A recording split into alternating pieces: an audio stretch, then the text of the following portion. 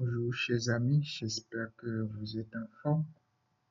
Je vais vous parler de Nvidia très rapidement. Si tu es nouveau sur la chaîne, je t'invite à t'abonner, comme ça tu ne rates rien et tu es tranquille. Nvidia, c'est ce qui nous intéresse aujourd'hui. Je pense que dans la semaine, j'ai parlé d'une récession sur les marchés. Récession qui devrait avoir lieu parce que les marchés ont monté artificiellement suite à une injection de liquidités massive par les Américains depuis le temps de Covid jusqu'à la guerre en Ukraine. Donc aujourd'hui, le marché commence à s'essouffler. Si tu es quelqu'un qui aime l'analyse fondamentale, tu as toutes sortes de choses ici, hein, sur TradingView, tu as toutes sortes de choses, tu as tout ce qu'il faut, toutes les données sont ici, vues d'ensemble, les déclarations, les statistiques, les dividendes, les bénéfices que l'entreprise fait par an, les revenus, tout ce dont tu as besoin comme information. Si tu as envie de t'embrouiller avec ça, tu en as pour te régaler. Je vais pas faire une analyse fondamentale parce que c'est pas ça qui va te permettre de gagner de l'argent. Plus, il faut qu'en tant qu'investisseur, il faut comprendre que euh, l'analyse fondamentale, c'est une analyse qui est inférieure à l'analyse comportementale, je vais dire l'analyse technique. Regarde par exemple, ça c'est la courbe de l'évolution de Nvidia. Ici, je suis depuis les années 2011. Alors,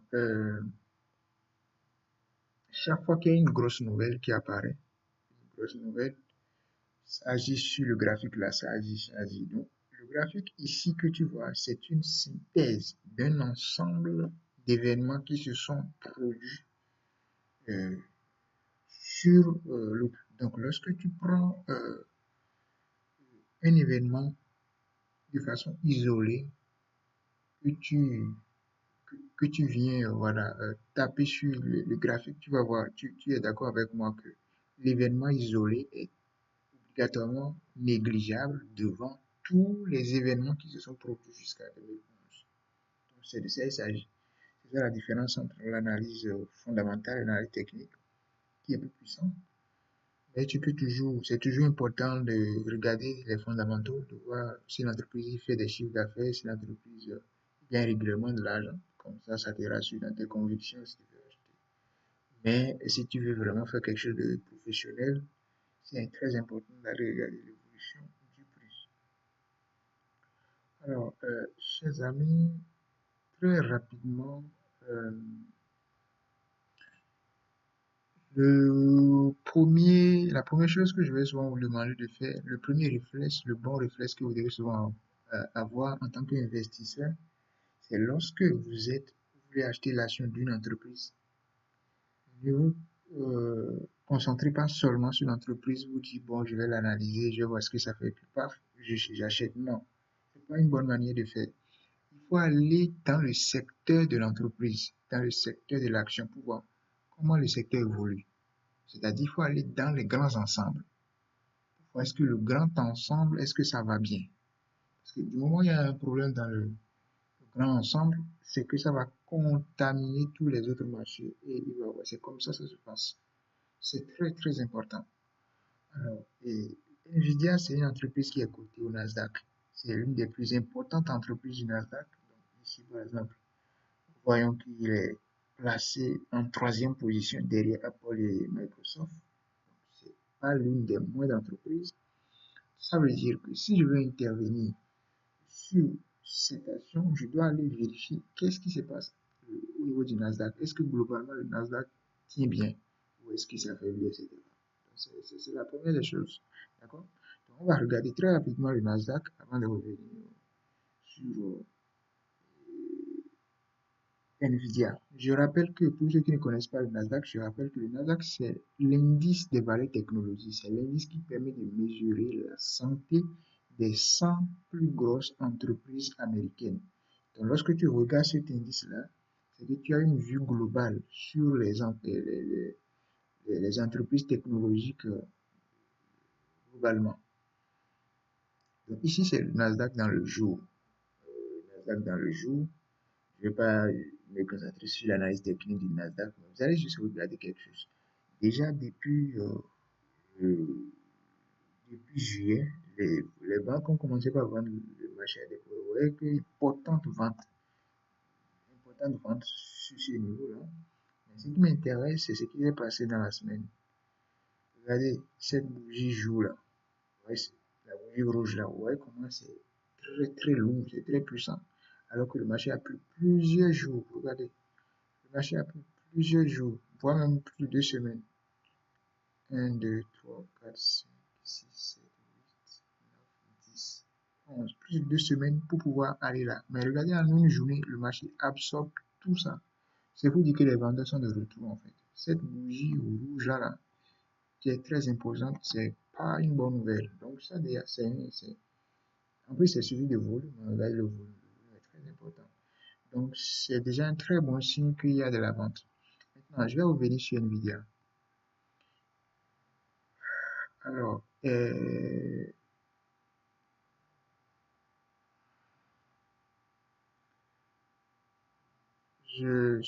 vais effacer peut-être. Bon, je ne sais pas si je vais effacer, mais je vais laisser ça. Si c'est des prix que j'ai déjà définis.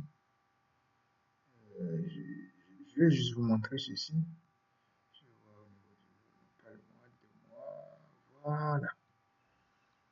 Au niveau des 2 mois, ici, c'est le début du cycle. C'est le cycle qui a commencé ici depuis le 1er septembre 2022. Nvidia a commencé sa folie haussière. Nvidia a commencé forte hausse vraiment sans regarder en arrière. Mais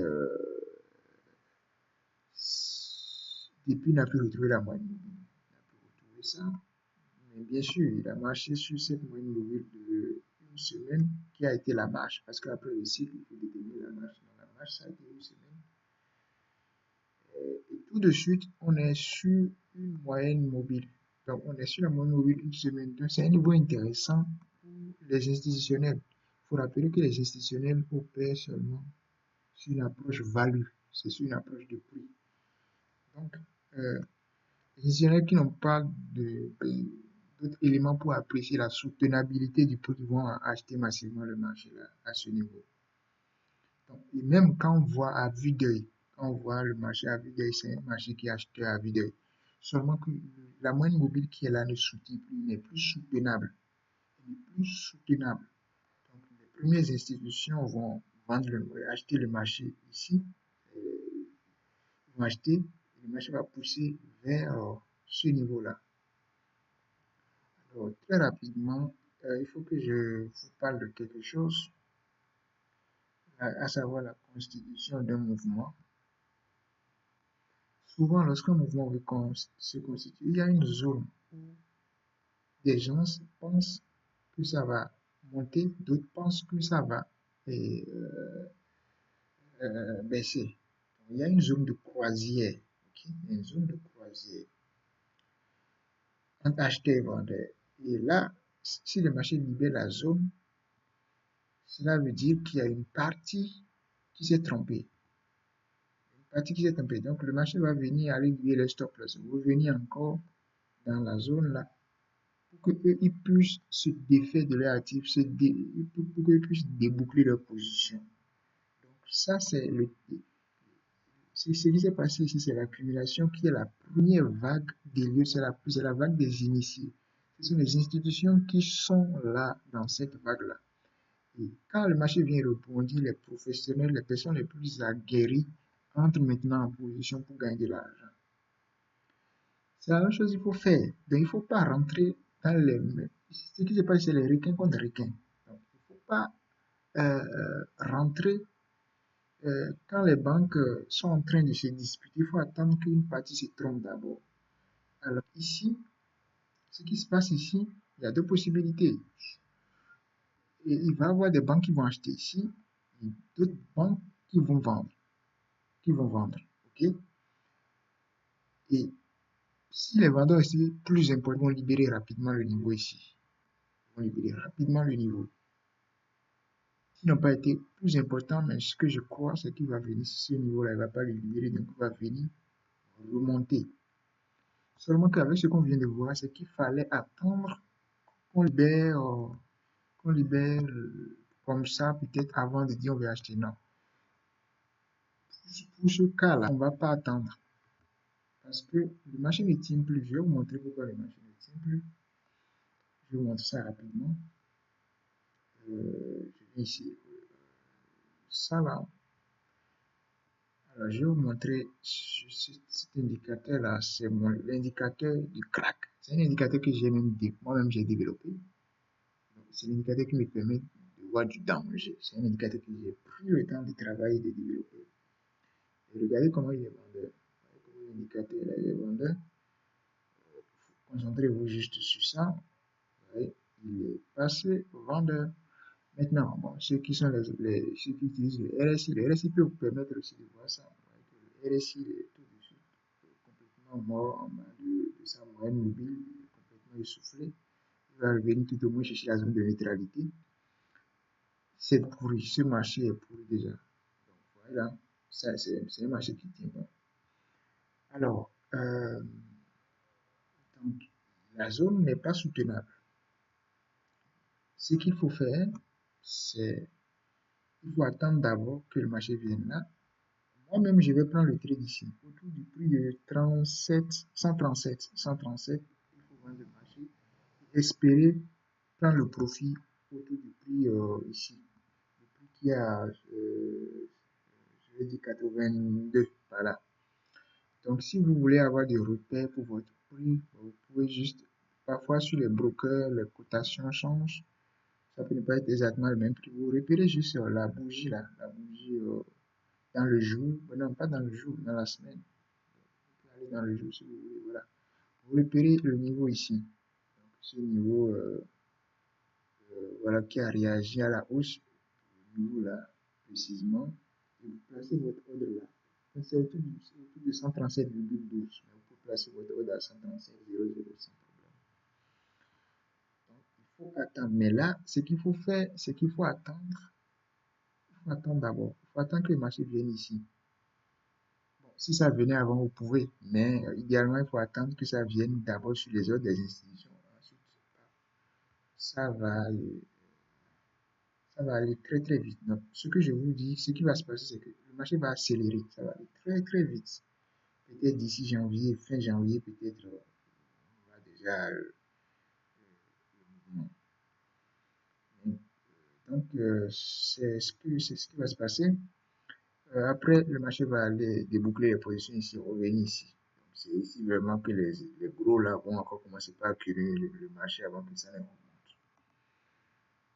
Donc, euh, voilà pour cette vidéo. Bien sûr, ça vous fait peur peut-être de dire, ah, la moyenne mobile est solide, mais il faut savoir que c'est quand ça fait peur que l'opportunité est optimale. Parce que chaque fois que vous êtes certain de quelque chose, c'est que vous êtes en train de vous tromper. Pourquoi? Parce qu'il y a la liquidité qui est disponible.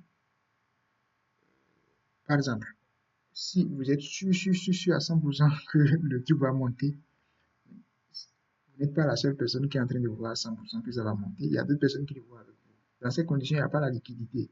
C'est-à-dire qu'il faut qu'il y ait la contrepartie, il faut que les autres personnes pensent le contraire. Et c'est dans ce moment que ça devient très intéressant. Donc ici, tout de suite, c'est qu'il y a une bonne dose de liquidité sur la moyenne mobile ici, dans la région ici. Pourquoi? Parce qu'il y a des gens qui pensent, ce n'est pas des gens, des institutions qui pensent que le marché va venir dans la zone, partir à la hausse. Donc ces gens-là vont envoyer des ordres d'achat dans cette région. Alternativement, il y a des gens qui vont dire non, le marché ne tient plus, ça va baisser. Eux vont apparier des ordres de vente. Ouais, donc la liquidité elle est disponible et c'est ça qui va donc, et c'est cette liquidité disponible que vous pouvez gagner. Donc quand vous vendez, le marché descend, vous gagnez ce que les autres ont perdu. Donc c'est ça. Je vais vous faire une vidéo aussi sur le Bitcoin parce que les marchés vont descendre. Dans les jours à venir, les marchés vont baisser. Il faut profiter de cette baisse-là et gagner beaucoup d'argent. Donc voilà, c'est pas une opportunité que je partage dans le vide. Moi, je vais prendre la position sur ça. met son stop loss ici. Voilà. Donc, avec cette opportunité, vous pouvez faire le x5. Donc, si vous mettez 1000 dollars, vous pouvez gagner 5000 dollars sur ça très rapidement en un mois. Et voilà. Euh, Ce type d'opportunité que je partage, ça s'appelle le déséquilibre entre l'offre et la demande. Le marché est déjà déséquilibré. À tous égards, ce marché est déséquilibré. C'est déséquilibré ici, c'est déséquilibré ici. Même si on regarde plein d'indicateurs qu'on peut regarder avec. Je vais regarder ça ici dans une semaine. Voilà. Là, par exemple, c'est des marchés qui sont déjà pris complètement. Donc, il faut saisir l'opportunité. Entre-temps, vu que les marchés sont également soumis aux nouvelles économiques et tout ça, euh, si le scénario changeait, je vais, je vais venir faire une autre vidéo pour pouvoir alerter que le scénario a changé. Mais tout de suite, là, voilà, on garde les setups, les prix de 137 et les prix de 82 qui sont donc l'entrée et la sortie. Ça va être tout pour cette vidéo. J'espère qu'elle t'aura plu. Et puis, si tu as des questions, d'autres thématiques sur lesquelles tu aimerais que j'intervienne, n'hésite pas à m'en parler. Et on se rejoint dans une prochaine vidéo. À tout de suite.